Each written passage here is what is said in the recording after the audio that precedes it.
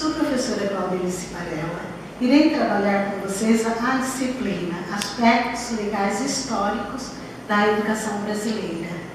Essa disciplina tem por objetivo oferecer subsídios para que vocês compreendam o processo, as mudanças, os movimentos, onde foi o cenário de cada mudança, de cada aprovação da lei. É muito importante esse conteúdo para que vocês compreendam não só aquilo que passou, os fatos históricos, mas que vocês compreendam a realidade naquele local onde vocês atuarão.